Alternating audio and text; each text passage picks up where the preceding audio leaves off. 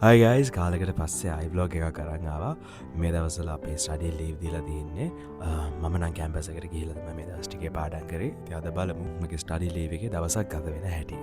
මම අද උදේ 9ට විතර තමයි කැම්පස් එකට ආවේ. මේ දවස් ටිකේම අපි සයන්ස් ලයිබ්‍රරි එකේ ඉඳන් තමයි පාඩම් කරේ. සයන්ස් ලයිබ්‍රරි එකේ 4th floor එකේ ඉඳන්. එහෙනම් අපි අතලට ගිහිල්ලා අදට කරන්න තියෙන වැඩ ටික පටන් ගමු. මම එනකොට අපේ යාලෝට ඇවිල්ලා හිටියේ. දැන් ඉතින් අපිට එකම දේ පාඩම් කරන්නත් බෑ මොකද අපි එක එක ස්පෙෂල් ඩිග්‍රීස් වලට වෙන් වෙලා ඉන්න නිසා. මෙන්න මෙයාලා සෙට් එක නම් හොඳට එකතු වෙලා පාඩම් කරනවා වගේ. පැය දෙකක් විතර පාඩම් කරාට පස්සේ අපි පොඩ්ඩක් කැන්ටින් එකට ගිහිල්ලා එතනින් කල්කිරි එකක් බිව්වා. හැබැයි අද දවස ගැන බැලුවොත් අපි වැඩිපුරම කරලා තියෙන්නේ කාපු එකයි බීපු එකයි පාඩම් කරනවට වඩා.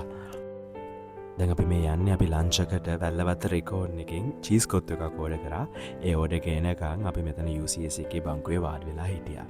ඔන්න දැන් අපේ ලන්ච් එකත් ආවා. දැන් ඉතින් ඔන්න අපි 4 දෙනා උණු උණුවෙන් කොත්තුව කන්න තමයි යන්නේ.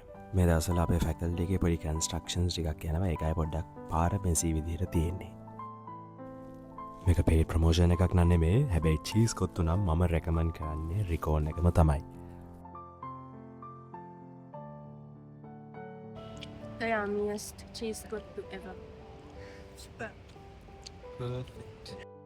කෑම කාලේ ඉවර වෙලා අපි ඇඩ්මිෂන් ෆෝම්ස් ගන්න ලයිබ්‍රරි එකට ගියා. මේ අපි හෙන ගේමක් දීලා අපේ එක්සෑම් ඇඩ්මිෂන් ෆෝම්ස් හොයන හැටි. එතකොට මේ තමයි අපේ ෆැකල්ටි එකේ ලස්සන ලයිබ්‍රරි එක. ඒ වැඩ ඉවරනාට පස්සේ අපි අපේ බාලගිරියට ගියා පාඩම් කරන්න. දැන් නම් මේ හැරිස් ගෙදර යන්න හදන්නේ. ඊට පස්සේ අපි තව පැය දෙකක් විතර පාඩම් කරා. පාඩන් කරලා ඉද්දී අපිට බඩගින්නක් ආපු නිසා ආයි අල්මාස් එකෙන් ඕඩර් එකක් දැම්මා. දැන් මේ ඕඩර් එක ගන්න යන ගමන් මම කලින් කිව්වේ අපි දවසේ වැඩිපුර කරලා තියෙන්නේ කාපු එක තමයි. ඒක නම් සාධාරණයි මොකද මේ කාලේට අපි ගොඩක් ස්ට්‍රෙස් වෙනවා. ඉතින් කෑම කියන්නේ හොඳ රිලීෆ් එකක්. මේ තමයි අපි ඕඩර් කරපු කෑම එක. ඒකත් හරිම රහට තිබ්බා.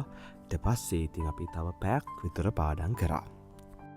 තැනං වෙලාව රෑ 9යි. දැන් ගෙදර යන්න තමයි ලෑස්ති වෙන්නේ. උදේ වෙනද වගේම මගේ යාළුවගේ අම්මා ඇවිල්ලා තිබ්බා අපිව පික් කරන්න. ඉතින් දැන් අපි ගෙදර යන්න තමයි ලෑස්ති වෙන්නේ. ළඟදීම එක්සෑම් ඉවර වුණාම තවත් බ්ලොග්ස් ටිකක් ඔයගොල්ලන්ට අරන් එන්න බලාපොරොත්තු වෙනවා. එතකන් ඔයාලා පරිස්සමින් ඉන්න. මම අදට ගිහලා එන්නම්. See you soon.